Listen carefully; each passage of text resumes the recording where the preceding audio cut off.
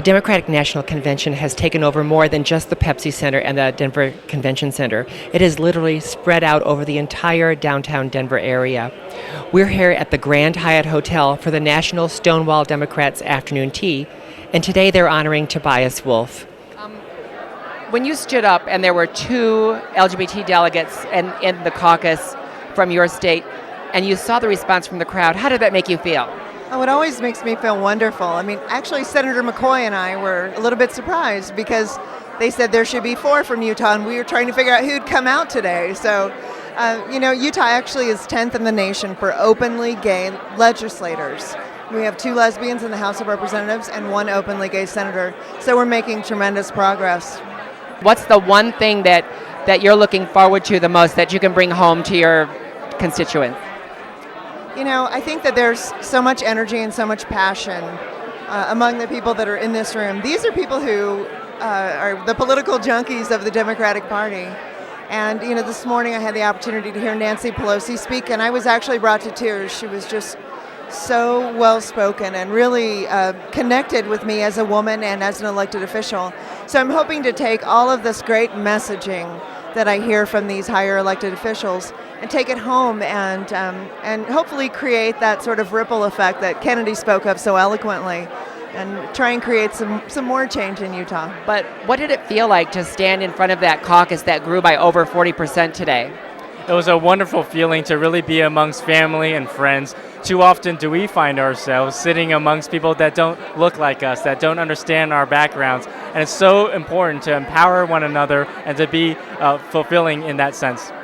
Well, it's great that we have so many people that understand what makes a great America and what makes such the Democratic Party the way that it is. An inclusive party that welcomes everyone, and when we notice that we don't have everyone included in the process, we try to make sure that we include them in that process. When I decided to run for office in Alabama, and everybody said, you can never win. They will never elect an openly gay person in Alabama. They just never will do it. And by golly, we proved them wrong. Well, I think it's real important that our community get out and vote and actually register to vote. I know a lot of people haven't registered. This is the most important election in our lifetime, and we need to get out and force to make sure that we elect Obama and McCain does not get elected president. That would be disastrous for us. And what was the news on the platform for LGBT people? Well, that was exciting. By the time I got the platform, gender identity was already in there, which is what we thought we were going to have to fight over. And actually, it was a very smooth process. We made some suggestions about adoption for same-sex parents, and the platform committee was very open to that, and they changed any language we wanted to. So, I've been involved in this for a long time, and I remember a day where you couldn't even say the word gay in a Democratic room. And now we're part of the platform, and we're on every major committee. We have over 300 delegates here. So we have come a long way, but we still got a long way to go. You quickly come to understand is that you always stand on the shoulders of those who came before you. And when we started this back in the early 70s, just a handful of people were willing to be completely out and knew how to work the party mechanism. It was a kind of a 2-step process. And the first gay rights plank was issued, debated on the floor of the 72 convention at 3 or 4 in the morning. It was just a total fiasco, but at least it opened the floodgates. My only regret, and I do have one regret, which is apparently the words gay and lesbian are missing in the platform this year, and that I find unfortunate. We should have added bisexual and transgender, not taken the L and the G out of it.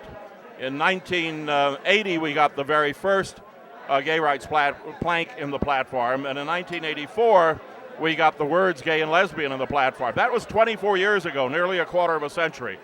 So there's no excuse for allowing the words to come out of the platform now. Yes, I am that audacious South Carolina woman running for the United States Congress. You put me in mind of another Democrat woman that I so admire. You remind me of a 21st century version of Ann Richards. So tell me, how do they take that in South Carolina? Well, I tell you, first of all, send me your address because I'm going to send you a honey baked ham or something like that, because that's one of the nicest things anybody's ever said to me. I got to meet her right before she died. And I was so grateful, but I'm not nearly as smart or as cute or as wild as she is. Well, maybe. We'll see. I beg to differ.